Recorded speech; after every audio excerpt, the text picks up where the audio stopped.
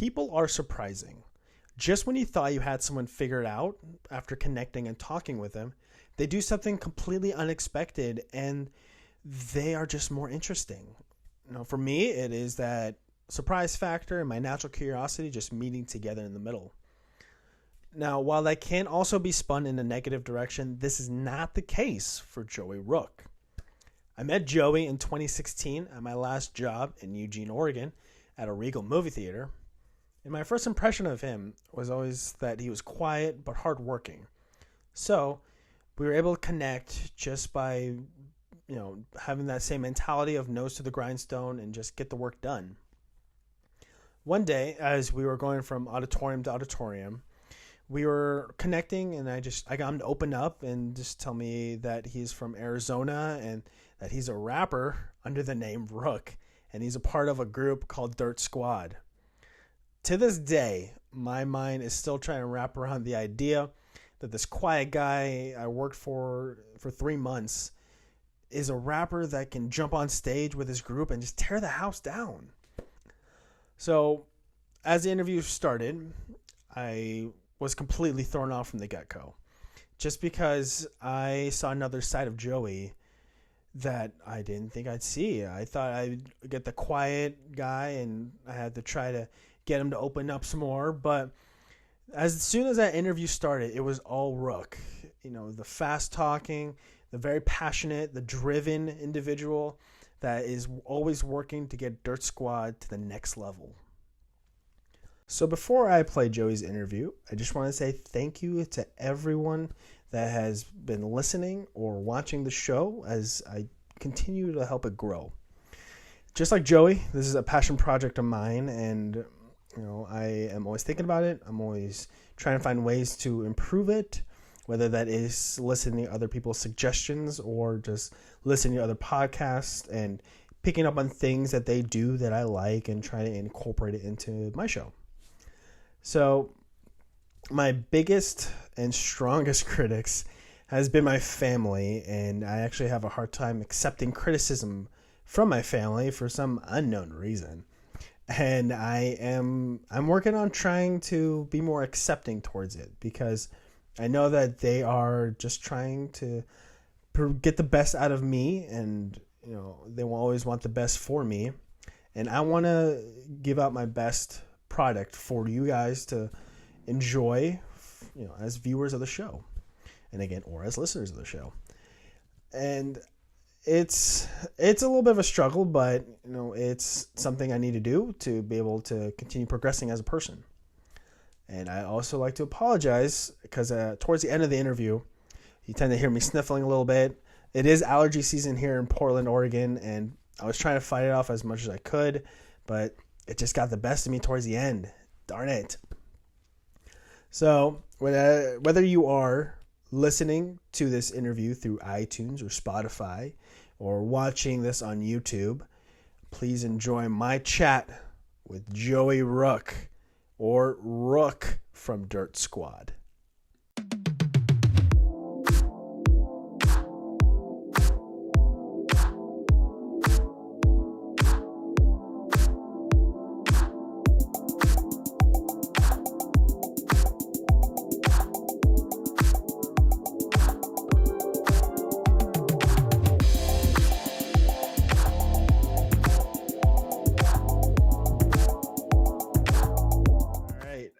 Joey Rook, aka Rook from Dirt Squad. How are we doing today? Sir.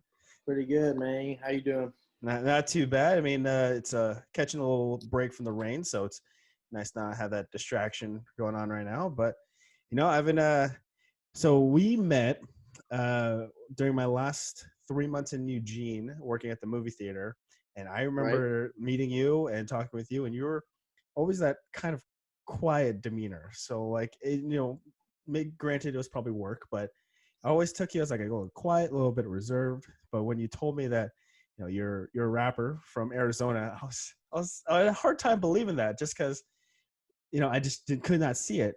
Now I imagine you have a whole different persona when you jump on stage. Yeah. How do you flip that switch from having such a quiet demeanor outside the stage to turning it on and ramping it up when you get on there? Well, honestly, bro, it's like two different worlds. It's one world is RooX and one world is Joey Rook. And I mean, they are the same person, but at the same time, RooX is an artist and he's there to entertain people. And he is Dirt Squad. You know what I mean? And then Joey Rook is who I was born as. That's my real life, you know? Because there's like family life and personal life, and I would say that's my Joey Rook life. And then when it's RooX, it's Dirt Squad. Everything you've ever seen from me, a video or a show or a song or whatever, that's RooX. You know, it's like two different sides of my brain like split in half. Like the biggest example I can use is when we opened up for Lil Wayne at the Cuthbert in 2017 in Eugene, Oregon, and I was backstage smoking. There was like this huge Ramada room where we were allowed to smoke in.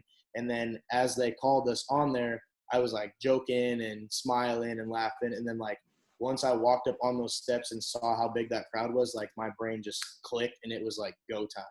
And that's like the only thing that I can use to like show just how much of a difference it is. I don't know. You just have to take it serious because like if you're an amateur artist and you, I mean, and I'm not saying I'm a professional, listen to me, take tips from me, but if you're an amateur artist and you go out there, you're not necessarily so confident in yourself. So you may not go out there and attract the crowd's attention or get them to follow you, what you want them to do, because that's one of the biggest key components I've used in my stage presence is getting the crowd to interact with me. I talk to them. I make them talk back to me. If they don't talk back to me, I don't continue. You know what I mean? I make them really have a good time because I've been to a lot of hip hop shows, and the ones that I've seen that work out the best are the ones who talk to the crowd and make the crowd feel like they are in there for a reason. You know, you don't want to just go to a show and stand there and act like nothing happened. You know, you want to remember that. It's a memory, dude. Some people see their favorite artist once in their whole life, and that's the best memory they ever had. So it's got to be an experience for everybody. And I just try to go out there and give them what I would want from the entertainer. Because you want to have a good time. You never want to leave a show and be like, I just wasted money, you know? Because these people pay to come see us, you know? I mean, obviously there's no shows going on right now because coronavirus, all the venues are shut down, but these people pay money to come check us out. So we need to give them what they paid for. Otherwise, why the hell would they come back and watch you again? They probably wouldn't. Yeah, no, definitely. Because every concert I've been to, the best part was just, whether it was just saying, "Oh, we're here in Eugene, Oregon," or just interacting with the crowd. That's what made it more memorable. How did you interact with the crowd during, let's say, your first live performance? And then when you look back at it, how did you want to improve on that one going forward? Yeah, okay. So I just like to watch how they act. So say the people on my left side are going crazy and my people on my right side aren't really doing so much. I'm going to interact with these people on my left side more than I'm going to try to work with these people on the right side because these guys are giving me what I want. So we're going to work with each other back and forth, and eventually they're going to follow the lead. And if they don't, they're going to get pushed to the back because people at a crowd are usually 9 times out of 10 hyper and ready to relieve some stress or have a good time, or it's probably a weekend, so they just got done working, they're ready to blow their paycheck and have a good time, you know. So I think I've learned just from progressing. I didn't really know what I was doing in the beginning. The first time I ever did a show was at a bar called Shakers. I don't think it's open anymore. It was in Scottsdale, Arizona, through a company called Respect the Underground. Shout out to them. They've been a huge connection with us through all of our music. We've been doing, I can't even count how many shows we've done through them anymore. We did all the hip hop festivals except for the very first one, but I think we were still in high school at the first hip hop festival, so we weren't really in the hip hop scene yet. But I went out there and I just killed it, dude. I had a 2-song set and I walked up and I fucking rocked it. I don't even know. The adrenaline, I exploded. I went out there and I jumped off stage right away, and they were like, "Nope, come back up here." And I was like, "What?" And they're like, "You need to tell these people your name. You need to tell them your social media. You need to tell them like what you got going on. What's your name? What do you represent? What the hell are you doing out here? We just saw you kill this, and you're just leaving like nothing, you know." And so, yeah, I was just like, later. But I mean, that's another thing is like, you always want to gain fans at that. And that's like you asked, what have I learned? That's definitely one thing I've learned is you want to market yourself. You're pretty much selling yourself when you go out there. So you want to have as many people follow you as you can. You want to get those connects because you don't know who you're meeting. It could be another artist. It could be a DJ. It could be an engineer. It could be a producer. It could be, it could be anybody. It could be a radio interview, podcast interview. It could be anybody. So you really want to give it your all every single time because you don't know who's watching. You really don't. There could be a guy in the back of the room who's with the record label, and you don't know that because how are you going to know until he tells you who he is? That's true. You got to treat it, every performance. Yeah, again, whether it is live in front of a studio or live in front of an audience or just, recorded fans that listen to this podcast that are on, because you never know. Maybe, the person in the back is a connection with Lil Wayne, which Right. you were able to open up with. Right.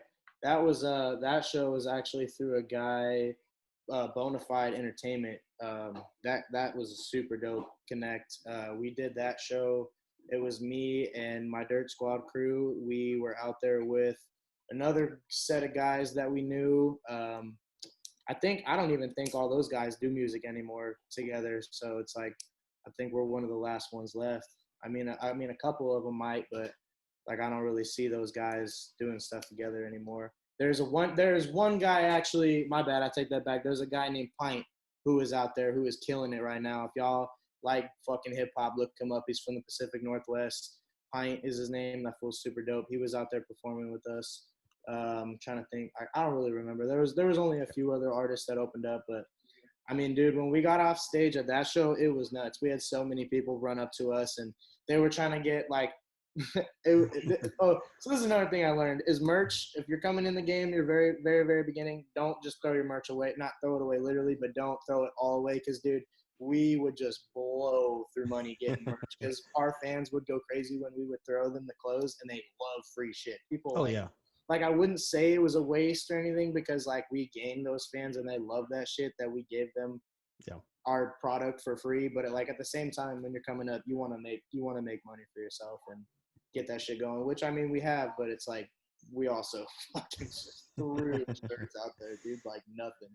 Yeah, but like you get part that of the experience. If you have a crowd full of hundreds of people, there's no way that you can just not give them something, because that makes them hungry, and they turn up when you give them free stuff. It's cool. It was cool, man. That was probably one of our most memorable shows. We also opened up for Joyner Lucas. That one was through Respect Underground in 2018 or 2019, just like a year or two ago.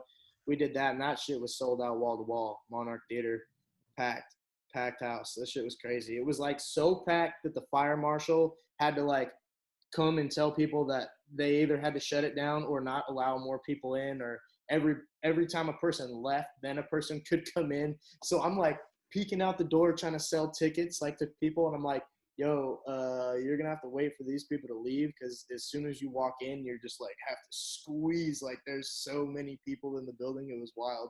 I was just running through it. I didn't give it. I was just going, dude. It was just like, no matter what happens, I'm getting, because we had like a set stage time that you don't mess that up. Like if you've ever done a performance and you're an artist, like when they call your name, if you're not on stage, you're in trouble. Like you're going to get chewed out or you're going to get skipped and pushed out, and good luck getting a slot next time because everything is on a schedule. Every last thing. You don't mess that up. That's like something that you'll learn, like especially as you get bigger as an artist. If there's like a curfew for the venue because they need to be closed by this time because all the security needs to go home, they'll charge you. Like if you're in there longer than you're supposed to be, they'll charge you like hell up. I remember Snoop Dogg came out to Eugene. I think it was it might have been at the Cuthbert or the Matthew Knight Arena. I don't remember, but he showed up late. And he was like an hour late or something, and he performed like an hour late longer, like he made it up to the fans. And they were like, well, just so you know, you're going to get charged. And he's like, I don't give a fuck how much you charge me. I'm out here. Like, I was late. We're about to do this show. Like, let's get it. It was cool, man. Snoop definitely made that up because people thought he wasn't going to show up, and then he showed up and just stayed out there for a long time. So it was super dope.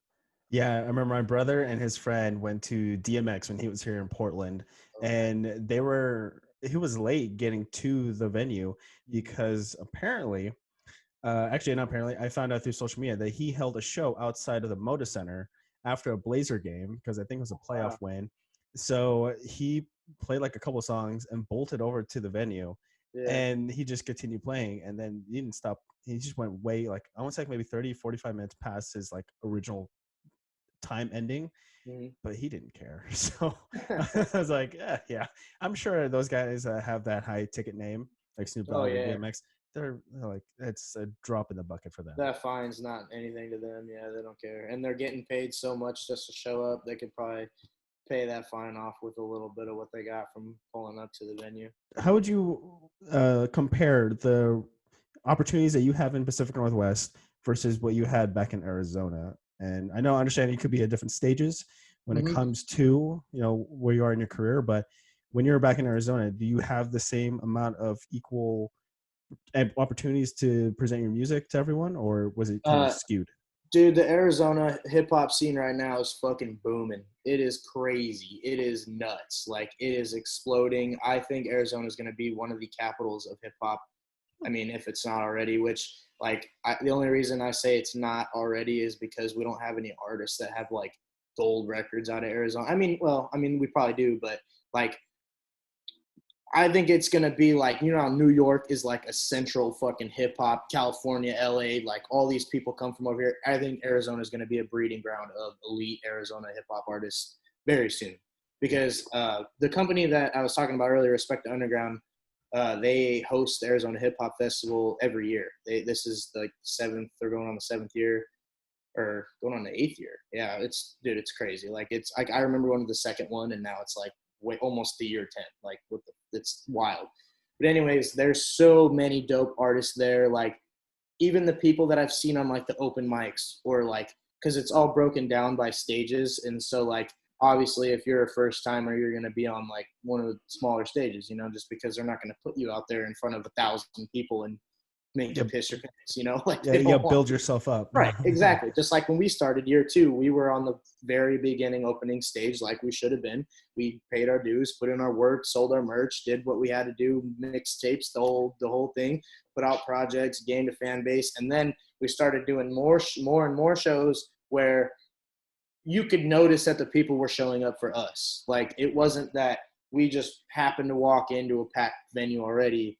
We just had 50 people show in the door with Dirt Squad shirts. You know what I mean? Like it was like there was no you couldn't deny it. Like, and then when we get off stage, the venue got empty. So it's like there's no way that you could like lie or say that, oh yeah, those people came. Like, no, they were there for us. So that's like, but it all takes time. It didn't just happen. Like it took us years. We dropped like three, four projects in that span of time. We've been performing for like 5 years.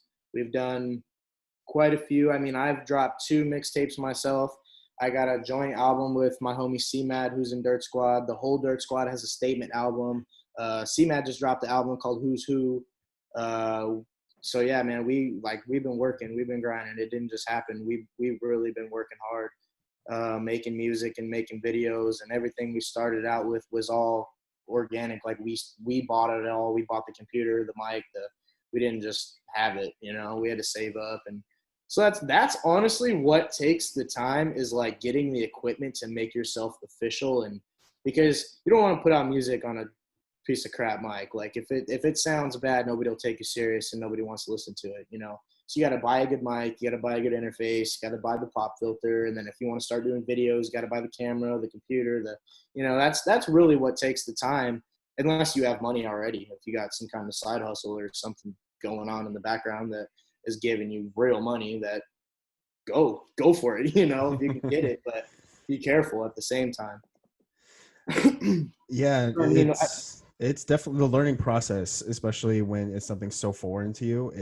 That's good. Yeah, I agree. It takes the longest because you have to find the tutorials and then just figure out some way to practice it.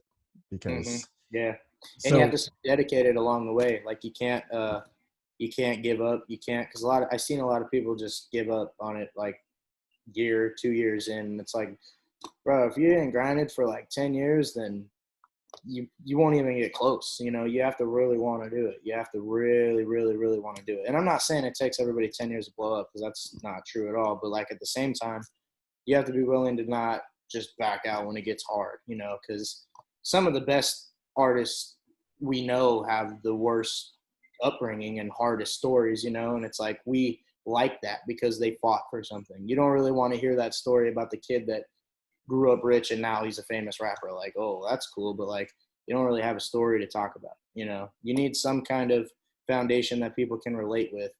I'm not saying the rich kids can't be rappers, but it's like, what do you want to hear? Like, do you want to hear that story about I did this and did that and came up, and or do you want to hear I was up here my whole life the whole time, you know? But I feel like it's definitely all in perspective, though, because everybody has different viewpoints on hip hop. Nobody is going to have exactly the same thoughts about it. Everybody's going to be in a different angle when it comes to looking at it. Yeah, no, definitely. And what is your story that made you want to become a rapper? Because music has all sorts of avenues. You could be a country star, you could be a rock star, you could be a pop star. What about rapping really spoke to you? Because you said that the stories that they were telling was what really leached on to you. Mm-hmm. What was your reasoning behind it? So I've been writing music ever since I was like young kid, 8, 9 years old, something. And I just did it just because I one day was sitting in my room and wrote some raps and realized that I actually could write them, and I was like shocked myself, like, dude, what? I didn't know that my brain could work like that. Like I didn't even, and I started to write them, and I didn't really tell anybody. I didn't like go try to rap at anybody, but I was like a kid, you know. I was like 10 years old or 9 years old, whatever I was. And I had this buddy, his name was Kyle Nornberg, and we used to mess around and listen to rap music and just skateboard and, you know, whatever we were doing. And I pulled out this paper one day and I started rapping to him, and he was like, "What is that?" And I'm like, "I wrote this." And he's like, "No, you didn't." And I'm like, "Yeah, I did." And he reads it and he's like, "Damn, dude, you actually did write this." And I'm like, "Yeah, you thought I was lying to you or what?" And he's like, "Well, dude, it sounds really good." I was like, "I didn't think that you could do that." And I'm like, "Well, you want me to do another one?" And he's like, "Yeah, dude, try it." And so I did another one, but this time I wrote like a full like page, like the whole, like a whole, I don't know. It probably didn't even make sense. It probably wasn't in a rhyme scheme or bars. I didn't even know what all that was back then. But I brought it to him and he freaked out. He was like, "Dude, oh my God." He's like, "You need to make songs. Like, you need to actually start doing this stuff." And so like I listened to him, but I'm like, "Yeah, whatever, dude. Like I'm just fucking around. Like it's no big deal." And so years go by, whatever, and we're probably 16, 17 by this time. And I start recording like little bits here and there, but I'd never make a full song. Like I don't, because it takes actual work to make a 16 bar rhyme go with a beat and then record it and then mix it and master it. And I didn't know how to do any of that. I had no clue what any of that even was. I just knew I liked to rap. I just knew I liked to make words sound cool. And I could speak faster than some other people. So when they hear that, they're like, "What? Like, what are you doing, dude?" Yeah. It would shock them. And the stuff I would come up with would shock myself. So it's almost like a test of how far can you go. It's like a game with yourself of how dope can you make this sound. But anyways, like 7 days before my 18th birthday, we're in senior year of high school, and he passed away from a car crash at 51st Avenue and Bell Road, right a mile away from our high school. And ever since he died, I just was like, dude, I'm trying to do this now, because he was like one of my main supporters. Like he actually made me believe in myself. And if he never believed in me back then, probably would have never kept it going, because it was somebody else telling me that I was dope that made me think I was dope, which, as weird as that sounds, it was the truth. Like when he told me that he thought I could do it, I then thought that I could do it. So that was really the turning point for me, and I took it serious after that, is when I was like 17 years old and my homie died, and I pretty much did it for him. Like in the beginning, the first song I ever wrote was for him. It was a tribute. It's called "Till I Die" remix. It was a MGK song originally that I remixed and I put out. and people loved it. Everybody loved it. I mean, it was crazy. I didn't even know anybody was going to listen to it. I didn't think anybody would care. It was mostly for me to him. You know, it wasn't for, oh, look at my song. Well, it's on fucking SoundCloud or whatever. You know, that's not it. I wasn't promoting it. There was no internet. I mean, it was on the internet, but I wasn't like, everyone go download my, you know, it wasn't nothing like that. It was just like, yo, I made this song for my homie. And then it was like one of the biggest things people were talking about. It was huge. And everybody at my school, we were still in school. We were almost done. We had a few months left. And then I dropped a video for it, and then it blew up even more. So then I was just like, all right, dude, this is it. It's on. Like, it's go time. Like, I started writing my first project. And then right after high school, we started performing, started doing shows, and it's all history from there, man. We started out small, ghetto-ass venues, thought we were going to get shot up, fucking hookah lounges, little bars, fucking, we think we performed in a park one time, like all kinds of little weird little sketchy things we did. And then a couple years later, here we are, amphitheaters, here we are, huge venues, opening up for this, that, and the other, you know. So it's just a process. Got to believe in yourself and just don't give up. That's mostly what I could say for anybody trying to chase the music dream or any dream in general. Just don't give up on yourself and keep it pushing, because you can be this close and then you gave up and you'll never know unless you kept going with it.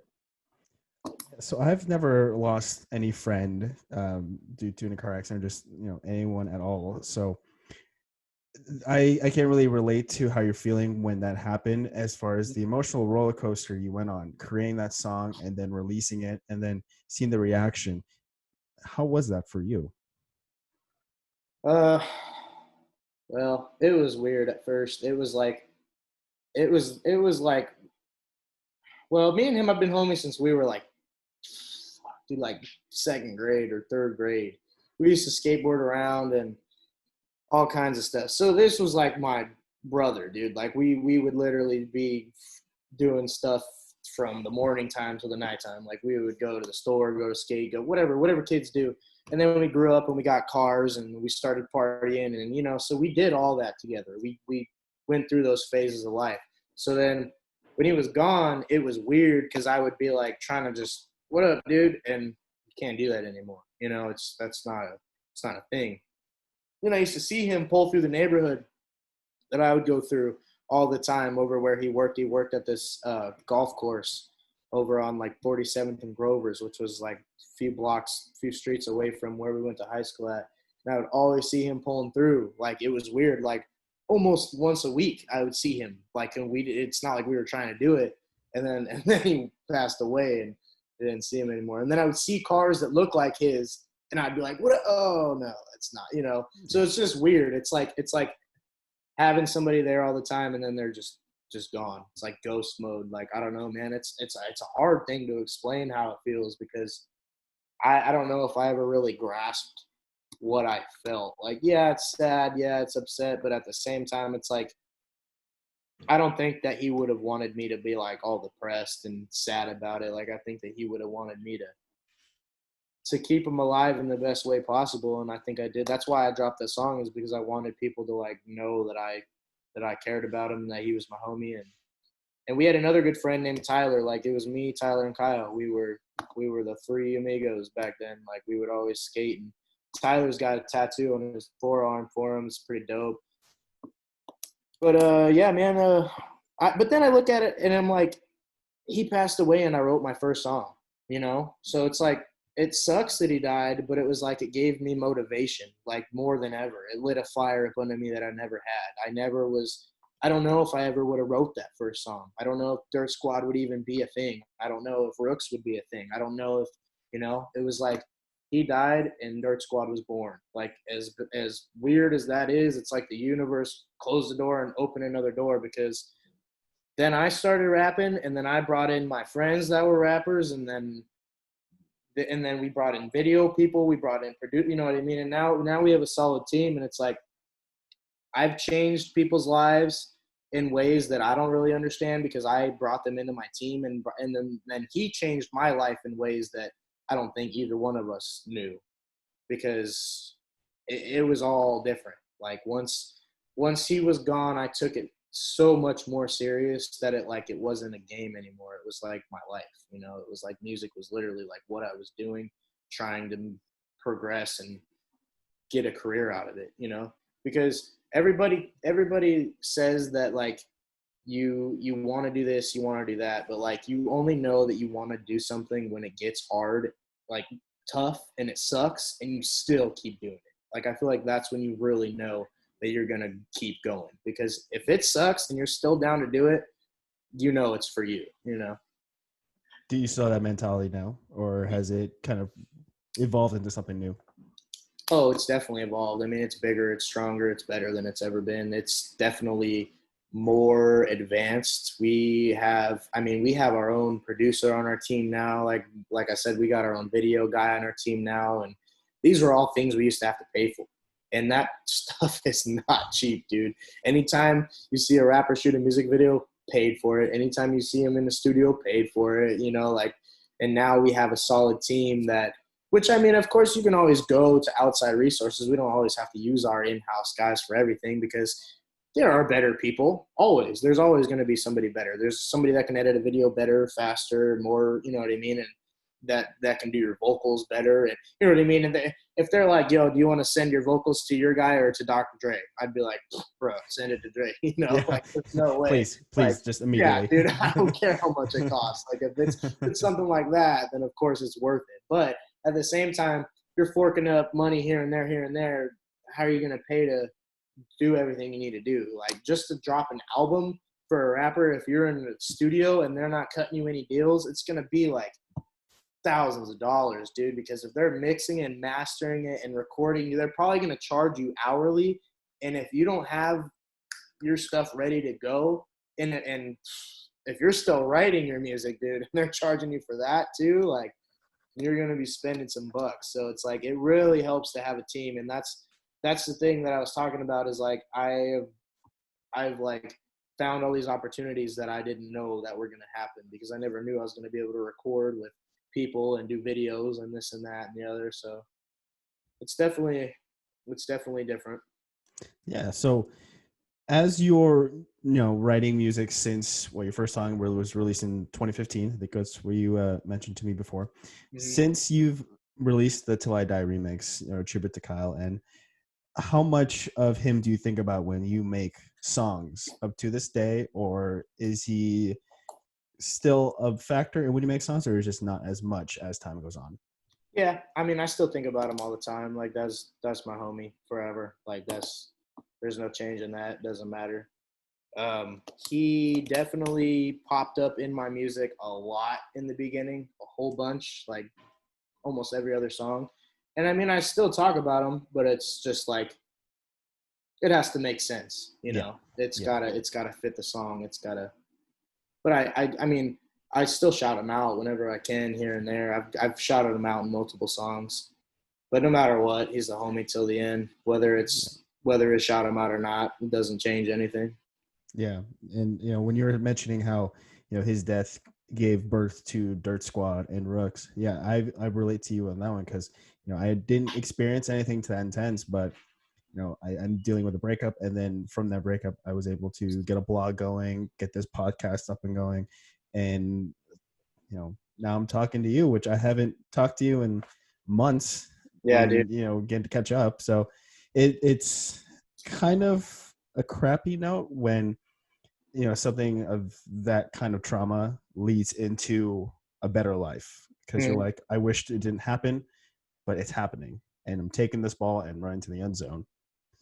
So, with that ball running towards the end zone, how much of the stardom, the fame, every recognition you're getting everywhere, how much of that is still settling in, and how much of that are you still trying to fight off and try and be like, I'm not there yet, I'm still going to work to grind to get better? Oh, dude, we got a long way to go. And it doesn't matter how famous I get, I'll still act like I'm nobody.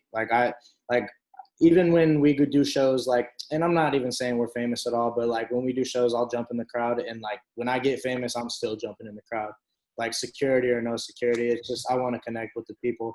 I don't want them to ever be like, oh, he's too big for us, or oh, he doesn't fuck with us anymore, or, because people are gonna say that anyways. You know, when you get so big, people are gonna hate on you just for the fact that you're bigger than them, or that other people are noticing you. You know what I mean? And I don't want them to ever say that about me, which I can't not have them say that. They're gonna say it. The bigger I get, the more they're gonna say it. I mean, the equal love, or I mean, the love you get is gonna equal to the hate. You know, even artists you see now, dude, that are huge, like the OGs, legends, millions of views. People hate on them, you know, and it's like, why? Like, why are you talking bad about them? You just can't stop it. It's the way the world is. People don't like, people throw rocks at shit that shines. That's what they say. Like, you can't always have people not hating on you, but at the same time, you'll have people support you like no other, which is something I've noticed, is like when the crazy support comes is when the crazy hate comes, but it's like it balances out. Because like when barely anybody likes you, nobody's hating on you. Nobody cares, you know? But when people are loving on you, then people hate on you at the same time. But I mean, it really doesn't matter to me. I don't care. It is what it is, as long as I'm good with my team and my family, and that's all that really matters with me. I don't really care about fame. Like, I do, but I don't.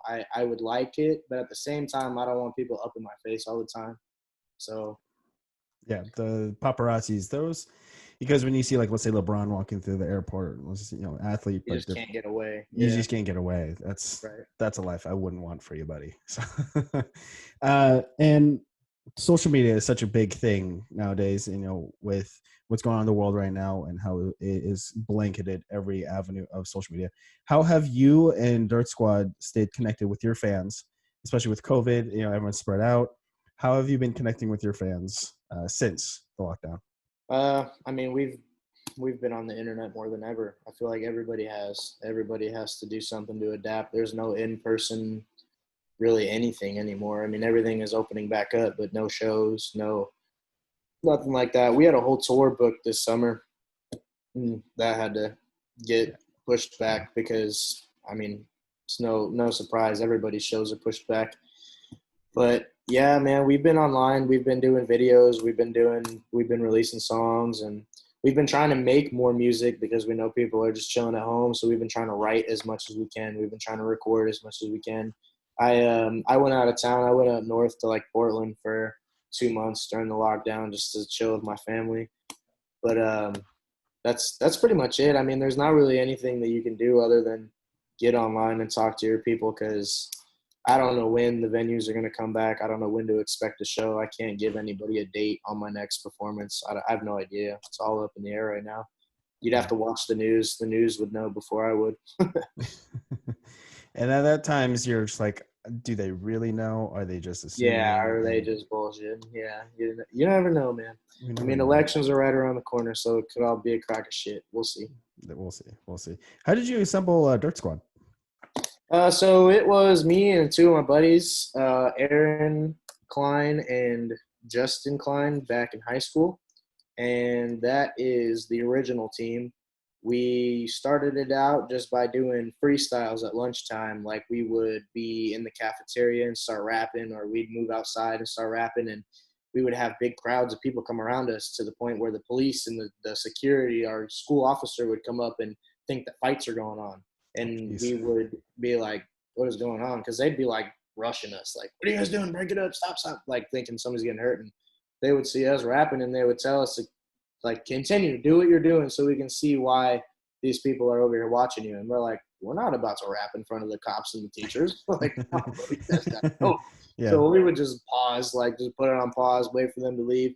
And, like, they didn't really mind. Like, they let us do our thing, but, like, they would just always think that a fight was going on, so they'd come and watch us. But that's how it originally started. It was with me and my two buddies. We just started freestyling at school, and then people followed us. And then I came up with the name just because well, I mean, there's multiple reasons, but I would say it's because we came up from nothing, man. We came up from the ground. That's why we call it Dirt Squad. We came up from ground zero. So I made the name and then made some shirts, and it was dope because, like, I didn't have a whole bunch of money when I was in high school, so I used like my last $200 I had to my name to buy a batch of T-shirts, and then that is how we got created. Is I spent my last little bit of money that I had, and I was like, all right, man, I'm about to go broke, but I'm about to create a legacy. Like, I didn't know that back then, but I just like had this feeling, and I was like, all right, let's do it. And so I did it, and I did it all on my own. Got the shirts all by myself, paid for everything, and like now we all split it up. I got a team, and we split up the merch because it's like so much bigger now. We buy boxes of merch instead of just like a little, it's not just like 20 shirts anymore. It's like a few hundred shirts that we have to get, and people actually, like, in the beginning, I would just hand it out. Like I was saying earlier, I would just give it to people. But I mean, I feel like that's strong in building your brand in the beginning, but then as you get bigger, like, definitely make some revenue off of your merch. Yeah. No, and then how was moving Dirt Squad from Arizona to Eugene, Oregon? I mean, it was definitely a change because the hip hop scene is way bigger in Arizona. In Phoenix, it's like exploding over there, and it's like not that big in Eugene. I mean, it is big over here, but it's like more of a hippie type of town over here. Like, I don't know, I guess you would have to be in Eugene to know what I'm talking about, or like be from here or whatever, but it's definitely like a laid back, chill stoner town. Like, it's not like Phoenix, where I'm from, is a Wild West. Like, make no mistake, it is dangerous over there. We are like the #1 kidnapping capital of the world, and I'm not bragging about that, but it is dangerous over there. And like, that kind of music is in that area. You know what I mean? And that's not a good thing to promote in your music, but rap and hip hop has been known to that they talk about a lot of that topic. And there's better music, and there's more positive rap and hip hop, but it's just like inner cities is filled with violence, and that's where that kind of music thrives. And I just feel like that's where that culture lives and breathes. Over here is just like, I don't know what you would call it over here, like folk music or folk music or something over here. Like, I don't know, man. I mean, don't get me wrong. We've done some fat shows over here. Like I said, we opened up for Lil Wayne out here, so I can't discredit Oregon. I'm making it sound like it's nothing. They have a fat amphitheater out here, and we've done some fat shows. We opened up for Riff Raff and Devin the Dude and Jaron Benton, and trying to think. We've done quite a few shows out here. Those were all Eugene shows. So it's not like this town is dead. There's definitely a pulse out here. And Portland is popping. Don't get me wrong. Portland is popping. They've got a lot of rap scene going on over there. Eugene is cool. It's just, if you're trying to pop off as a rapper, this isn't really the ideal area. And I don't plan on living here forever. This is just where I'm at in this current time, where I'm at in the moment. And it's cool. I mean, I love Eugene. It's dope. There's rivers and oceans and legal weed. That's one thing that my home is slacking on, boy. I got no legal weed. You still got to have a plug over there, some kind of medical go talk to a doctor, this and that. Forget all that shit. I walk in the store and show my ID, and I'm good to go. Yeah, it's extremely strict hush hush still over there. Yeah, dude. Yeah, man, it's ridiculous. Like, people go to jail and prison for that over there. And like, here, when everything shut down, the dispensaries were considered an essential business. Like, everything else was closed, you could still go in the dispensary. And then back home where I'm from, people are in jail for having some weed on them. And it's like, that's crazy, bro. That blows my mind. But that's the difference between the state and the federal laws. It's all mixed. You can't have one without the other. But at the same time, you kind of can, because weed's legal over here, but it's not over there. So I don't know how all that works. I mean, I do, but somebody's got a trick up their sleeve with that, because I don't know. The West Coast has definitely got it on lock. Yeah, that same argument has been said within the NFL when it came to weed becoming legal, and then the benefits of it becoming more public, because players have injuries like crazy. But it's right. If someone in Seattle Seahawks is okay to smoke weed, what's it different? Like, and then they, let's say, still smoke weed in a state that's make it still illegal. Will they still get punished? It's a whole lot of like hypothetical questions that are just like. Or if they transfer teams to somewhere where it's not legal anymore, are you gonna get a piss test? Yeah. Yeah, and then it's like, how do you facilitate that? Yeah, and it's like, how can you drug test for weed at a job now if it's legal in the state?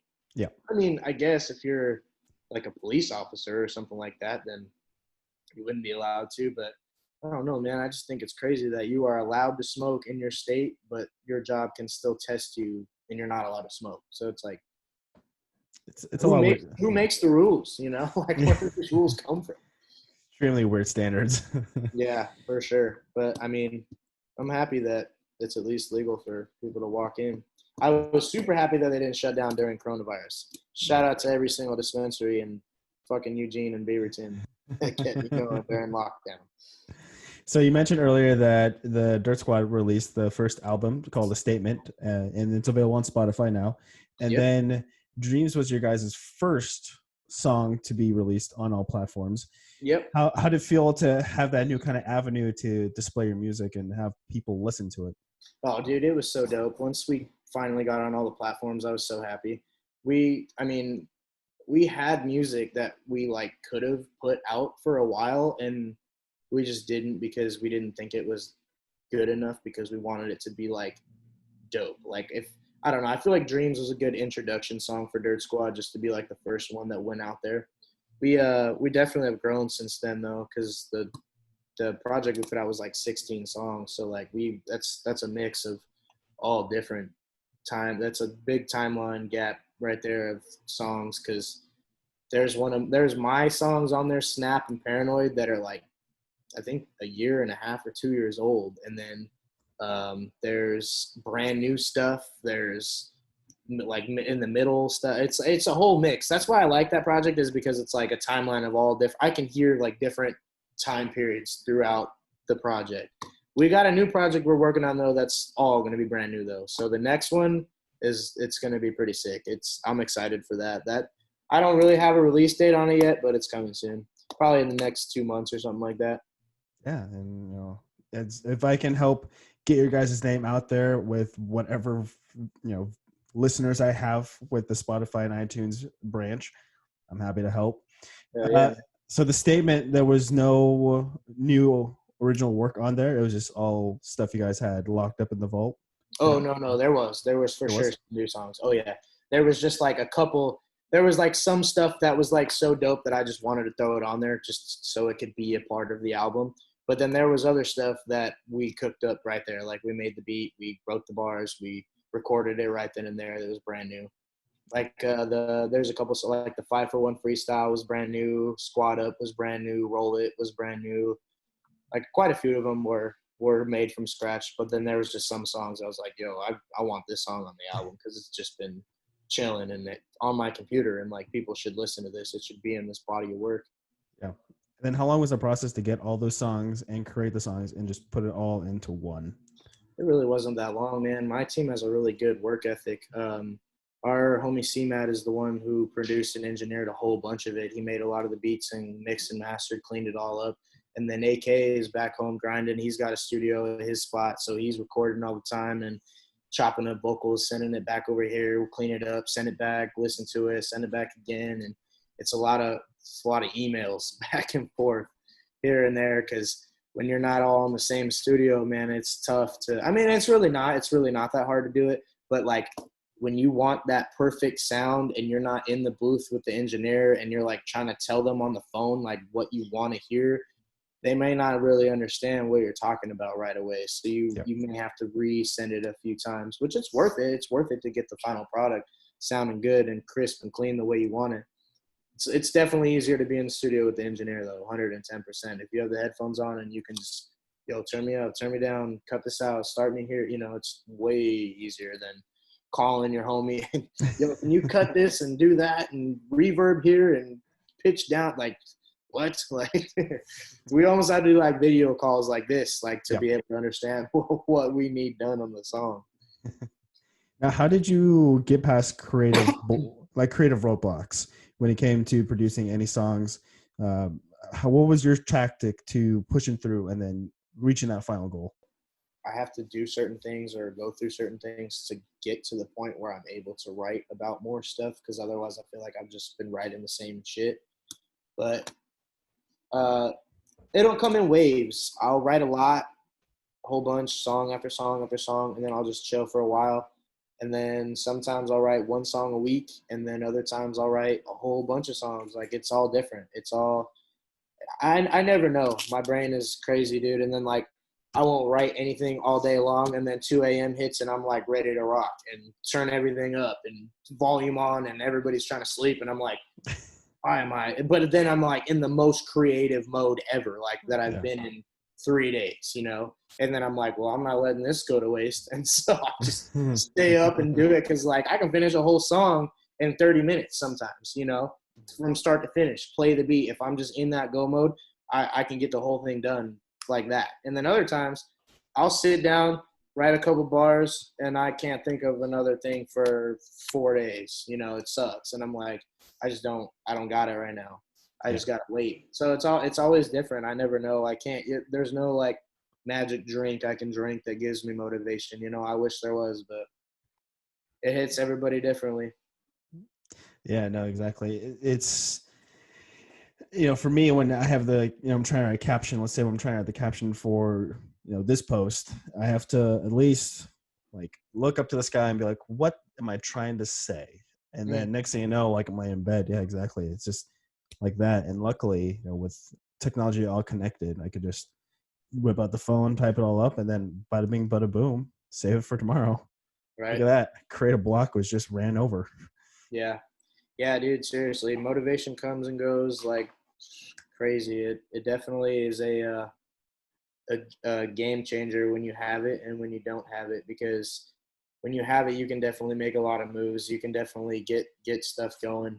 I've definitely been in parts of my career where I'm really motivated and I want to make things happen like right away. And then I've been in other points where I'm like, well, we can slow it down a little bit. And then later on, I don't want to slow down at all. I want to go, go, go, go. But I mean, it's all a process. It's all a journey. Like, I feel like it's more about embracing the journey than it is getting to the finish line, because even though we started off small and did all those little tiny, not big deal shows, I wouldn't trade those for anything, you know, because those were fun. That built who I am, and I don't know if I would have gone as hard as I did if I didn't just keep pushing, you know, because when we first did shows, we didn't have big crowds. We would rap for like 20 people, you know, it was nothing. It was like rapping for your homies or something. Like, it was no big deal. But then as it got bigger and bigger and bigger, you got to take it more serious, because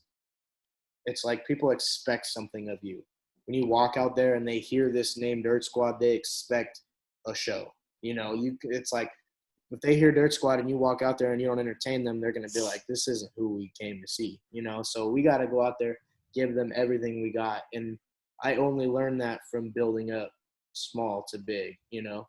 And we still do, like medium-sized shows and stuff like that. So it's not like we're completely done with that. And I feel like even the biggest artists, dude, I've seen do like smaller shows sometimes, but those are almost better because you can connect with the people more. Like, you can literally see people and talk to people, and it's definitely a different feeling doing an intimate show versus doing a huge crowd.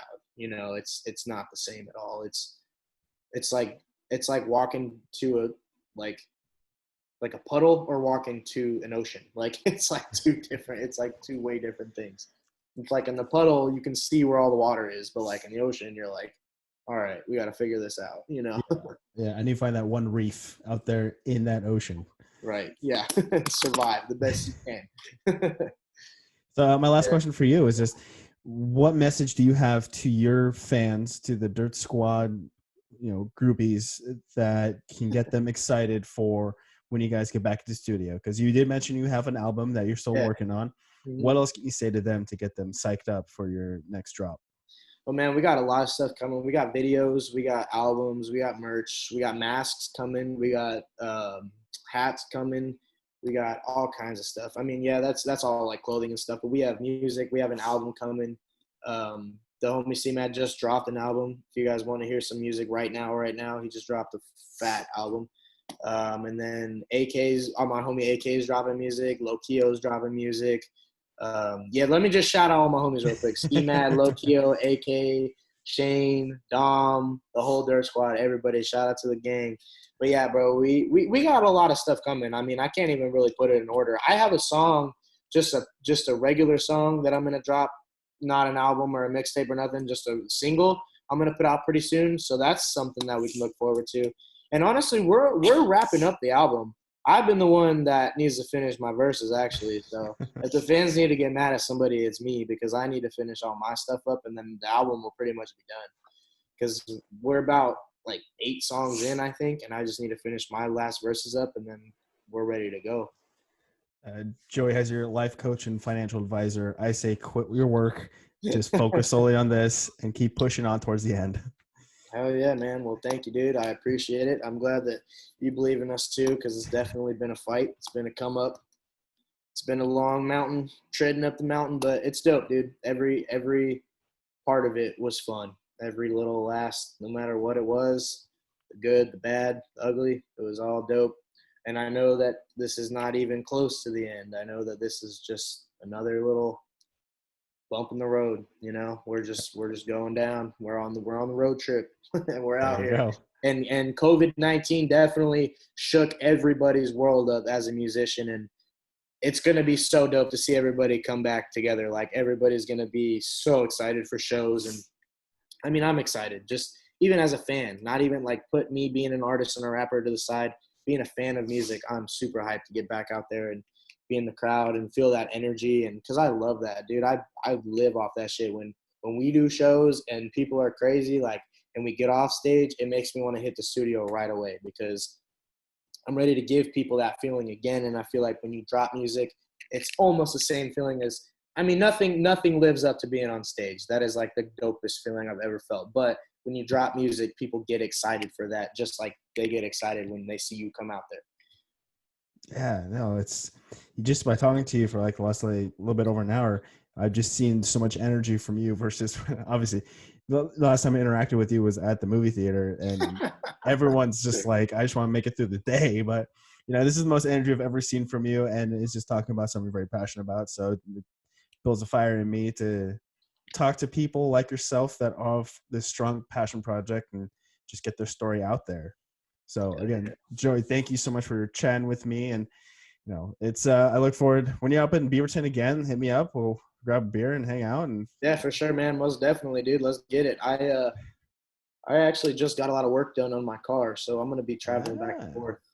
There you Frequently, go. probably, because we got a machine to start making T-shirts, like a print press, out in Beaverton. So we're gonna start making hella shirts, dude. Like, that's like the one thing that we've been waiting on to get, is like our own plug to make shirts. But now that we got it, it's about to be go time, because we can make all kinds of shit with that machine. We can make hats and shirts and coffee mugs and all kinds of shit. So yeah, dude, it's gonna be a game changer for sure. But yeah, man, I'll hit you up when I'm back on that side of town. Do you have any follow-up questions for the guest? Put them in the comments below, and I will work to get them answered for you. For more content from KC Media, please follow us on Instagram and Facebook. And for more interviews from Keoni Chats, please follow us on Spotify, iTunes, and YouTube.